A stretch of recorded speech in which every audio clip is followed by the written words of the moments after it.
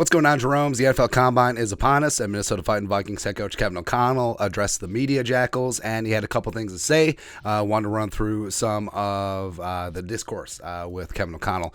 First up, Kevin O'Connell said, "I feel better than I ever have about our chances moving forward," which is good, because it would really suck if he said, "We are screwed. We're boned. We got cap issues. We got aging veterans, and we got 5 draft picks, and our 2022 class hasn't contributed yet. And our defense sucks, even though we got Flores and our interior offensive line needs to be overhauled. But other than that, we're really good to go." And also, and also Kirk Cousins is leveraging us for a multi-year deal at age 35. No, it's like every single coach says this. It's like, and it's reported as news, like, dun, dun, dun, dun. Coach says feels good about their chances. But I mean, Kevin O'Connell does have a tough act to follow. Went 13-4, won the division in his first season. It's going to be tough, but I think he's up for it. Then Flores talking about the defense. Andrew Kramer, Star Tribune, go.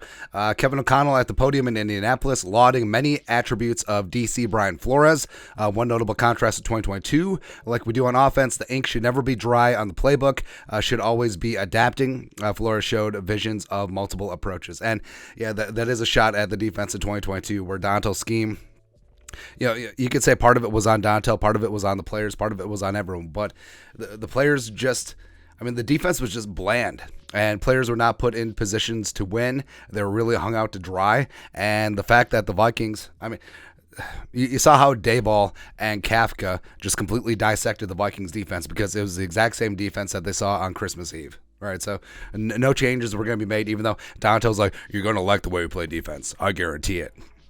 All that ridiculous stuff. And the Vikings, they're going to overhaul the defense. A lot of veteran players are going to be gone. A lot of young new guys are going to be into the scheme.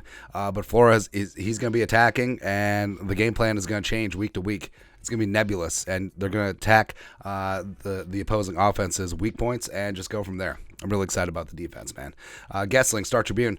O'Connell said Cine is well ahead in his rehab process after the compound fracture he sustained in London. Said he sees Cine at the facility every day. Cine is already asking questions about the OTA and training camp schedule. And really scary, the compound fracture that he had in London week 4 against the Saints last year. But the first-round pick last season, I think has a chance to really thrive in Flores' scheme, which preaches aggression, preaches just really getting after it. So I think Cine, both as a pass rusher as well as just being aggressive down in the box, I think that he has a chance to really be a contributor this year. And the fact that, if he's good to go for OTAs and training camp, that's awesome. And the thing that cost him last year was he did have a couple of injuries that cost him some time in training camp. And that's why he didn't overtake a guy like Cameron Bynum for the starting job opposite to Harrison. But I think it's going to be a little bit different this year.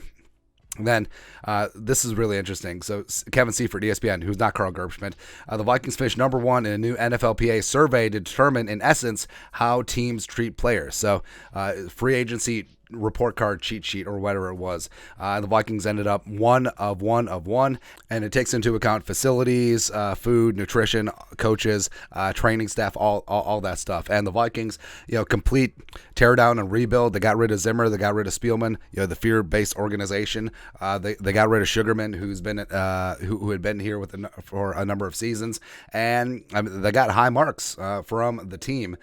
Speaking to reporters in Indianapolis, Kevin O'Connell said he wasn't clear on some details of the survey, but said, "I'm not surprised," added that a team mission statement is to provide the premier place to go to work and to improve both personally and collectively as a team. And now you could say that that's all pie in the sky stuff, but it worked. They won 13 games, and hell, some free agents who have options, may look at the Vikings like, "Hey, everything is equal. I'm going to Minnesota.